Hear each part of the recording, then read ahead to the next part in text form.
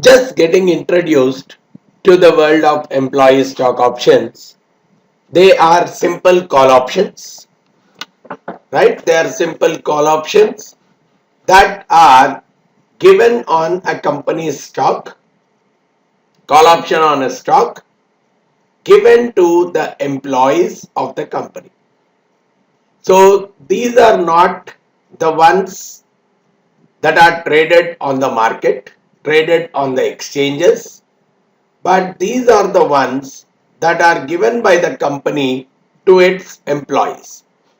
So this is a mechanism where an employee is getting a stake. So where an employee is getting an opportunity to buy the shares of a company at a slightly lesser price. So if at all the employee wants, because it's an option, if at all the employee wants, he can exercise the option. And obviously, when will he do that? If the company does well, so there is a chance that the company's profits will go up, which will result in the stock price of the company going up. And that is where the employees will think of exercising that call option. So they'll get a positive payoff. Their payoff is positive there.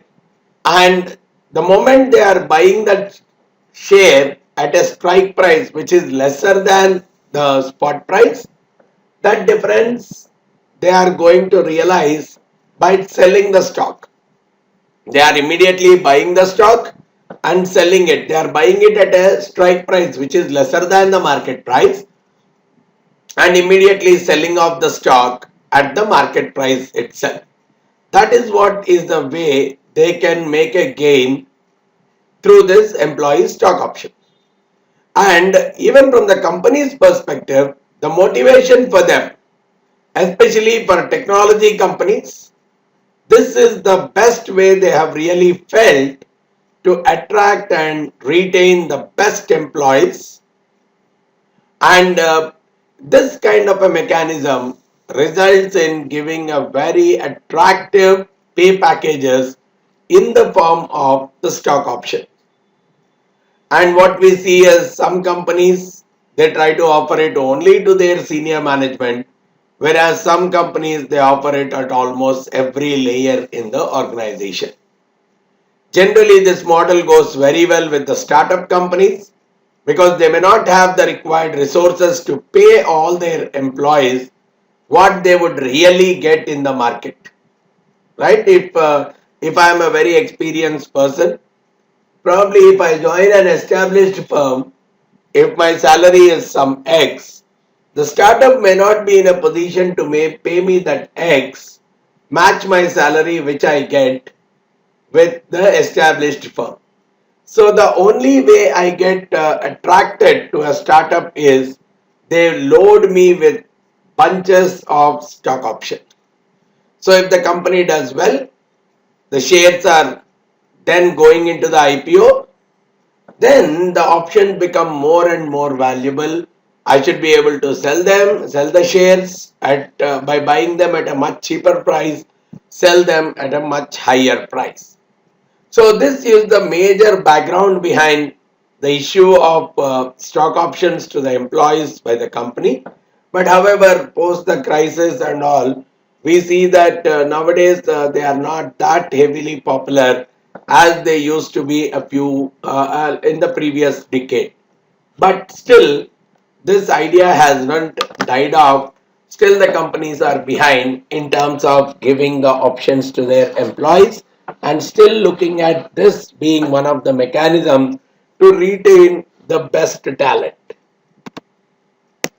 And just getting into the modalities of this ESOP, there could be some kind of contracts which can last even for 10 to 15 years. So which means there is a possibility that I can make the employees stick to the organization for a longer period of time. And whenever it is issued, the strike price is set equal to the stock price on the grant date. So typically they are called at the money options because the stock price is the strike price. The strike price is the stock price on the day the options are issued. So generally, some of the important features which we see with every ESOP, there is a vesting period. Vesting period is like a lockout period. The option cannot be exercised. Let's say it's a 4-year vesting period. Means after you join, after you are granted the option, you have to wait at least for 4 years to start exercising your option. So there is a kind of a lockout period there. That's so some companies may set it as 1 year, some of them 2, 4, whatever it is. Now, when the employee is leaving their job, whether it is voluntary or a termination, during this vesting period, all their options are forfeited. They can't exercise any of their options. But after this vesting period, so if the employee has left in the 5th year, so all the options that are out of money, they have to forfeit. And the options that are in the money, they have to vest them immediately. Means they have to pay the strike price and exercise the option immediately. Not again at a later point. Now whether they want to sell off the share or retain the share, it's their problem. But at least the options which are in the money, they have to be exercised immediately. And if that option is out of money at that point, they get expired. So whatever the decision that happens at the time of leaving, whether they exercise it or expire it, that's over. It can't be that they can keep it after leaving or after quitting the company. And employees are not permitted to sell the options. The only thing they can do is exercise it, right? And probably either hold the share or sell the share.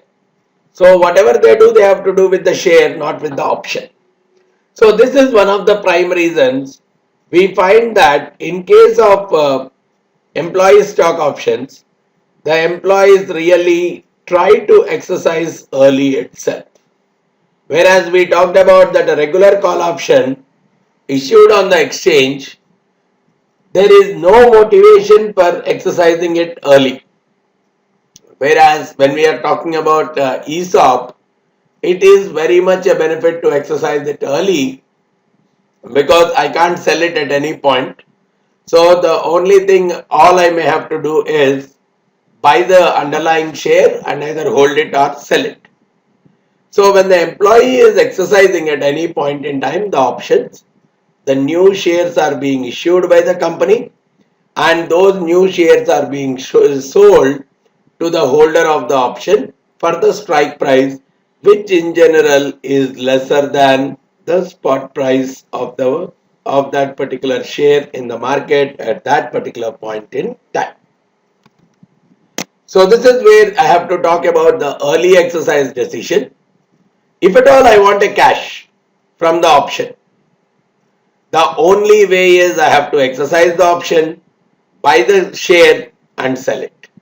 Because I can't sell the option to someone else. That's a kind of a restriction. Whereas if we are talking about the options that are listed on the exchange, I can very well take an offsetting position and I can very well virtually get rid of my option.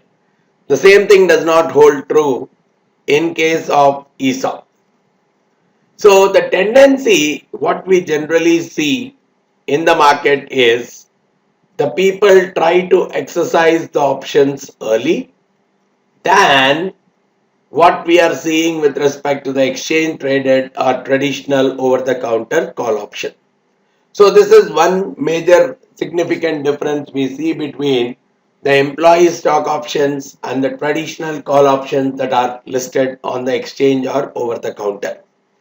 But one thing is if the employee is more desired of just maintaining a stake. Now it depends on the employee's objective. The objective is to make cash. The best thing is exercise the option, sell the underlying share. Whereas if the intention is to maintain a stake, then better keep the option. So in this case, at least I don't need to pay the strike price today. Even at a later point, I can very well pay it unless I leave the company. Even at a later point, I can pay the strike price. So I am maintaining the strike price with me, which might fetch interest elsewhere. So I am delaying the process, and so the strike price of a very small amount may have to be paid at a much later point in time. So there is an insurance value that is getting created out of that option. So if my intention is to maintain a stake, put it almost towards the end. And one thing which we see is, depending on the kind of company, depending on the number of different types of employees within the company, we see that the early exercise behavior of the employees changes from company to company.